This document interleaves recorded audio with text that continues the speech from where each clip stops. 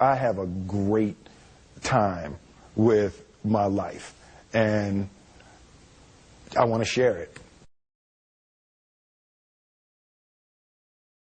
I love living. I think that's infectious. It's something that you can't fake.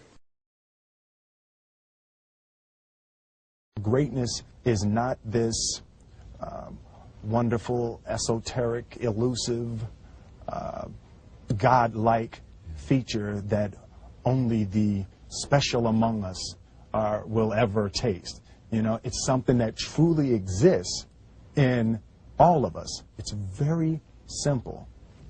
This is what I believe, and I'm willing to die for it. Yeah. Period.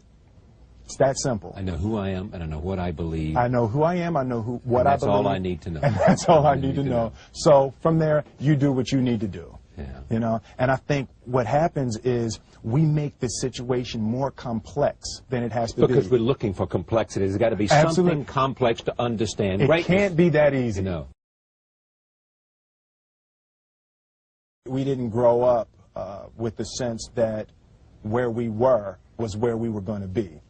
You know, we grew up with the sense that where we were almost didn't matter because we were becoming right. Something greater.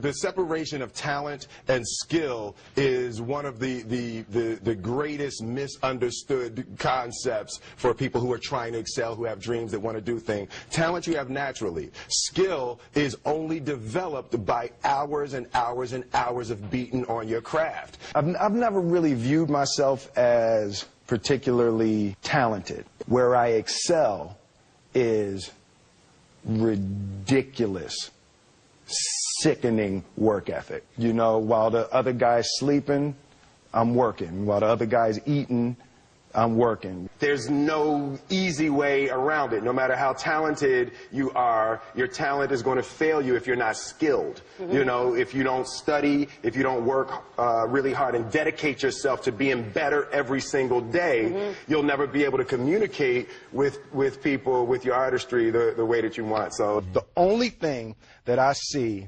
that is distinctly different about me is I'm not afraid to die on a treadmill. You might have more talent than me, you might be smarter than me, but if we get on the treadmill together, right, there's two things. You're getting off first, or I'm going to die. It's really that simple.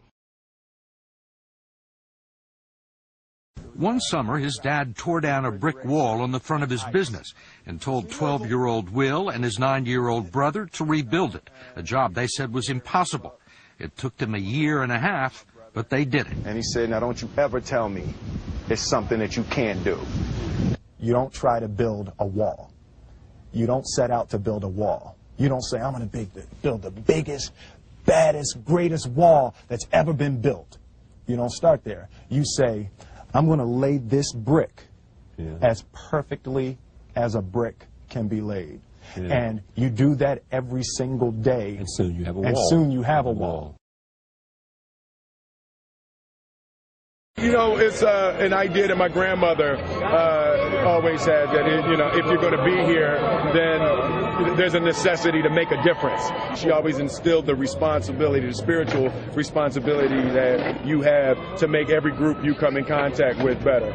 I want to do good. Yeah. I want the world to be better because I was here. I want my life, I want my work, my family, I want it to mean something. And it's like, it has, if you are not making someone else's life better, then you're wasting your time. You know, like your life will become better by making other lives better. I want to represent an idea. I want to represent possibilities. I want to represent the idea that you really can make what you want. One of my favorite books is The Alchemist, Paulo Coelho. And I just believe that. I believe that I can create whatever I want to create. The first step before anybody else in the world believes it is you have to believe it. There's no reason to have a plan B because it distracts from plan A. I think that there's a certain delusional quality that all successful people have to have. You have to believe that something different than what has happened for the last 50 million years of history. You have to believe that something different can happen. Confucius said, he who says he can and he who says he can't are both usually right. Being realistic is the most commonly traveled road to mediocrity. Why would you be realistic? What's the point of being realistic? Just put up a barrier. Yeah, I'm going to do it. It's done. It's already done. The second I decide it's done, it's already done. So now we just got to wait for y'all to see. It's unrealistic to walk in a room and flip a switch and lights come on. That's unrealistic. Fortunately, Edison didn't think so. It's unrealistic to think you're going to bend a piece of metal and fly people over an ocean in that metal. That's unrealistic. But fortunately, the Wright brothers and others didn't believe that. And it just seems like such a ridiculous idea to me to embrace the idea that it's not going to happen and that's not real for that to happen. As soon as you say it, now you just made that real.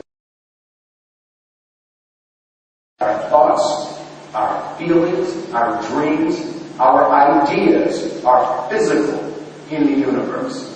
That if we dream something, if we picture something, if we commit ourselves to it, that is a physical thrust towards realization that we can put into the universe. That the universe is not a thing that's going to push us around. That the world and people and situations are not something that are going to push us around. That we are going to bend the universe and command and demand that the universe become what we want it to be. I study the patterns of the universe. There's a redemptive power that making a choice has, you know, rather than feeling like you're at effect to all the things that are happening.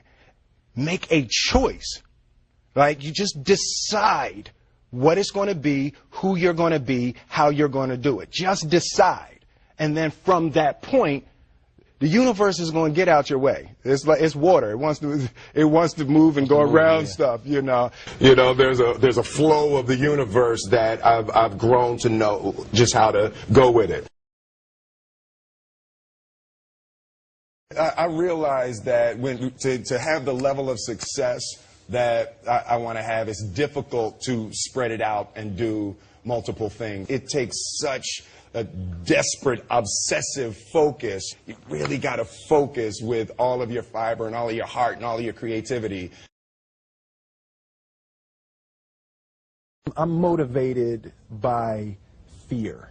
Fear. You know? Fear of what? Fear of fear. I hate being scared to do something. And I think what developed in my early days was the attitude that I started attacking things that I was scared of. It was Franklin Roosevelt said the only fear you have to fear is fear itself. Absolutely. Remember that? Absolutely. Yeah. You can't be scared to die for the truth. The truth is the only thing that's ever going to be constant. Don't ever let somebody tell you you can't do something. Not even me. All right? All right. You got a dream. You got to protect it. People can't do something themselves. They want to tell you you can't do it.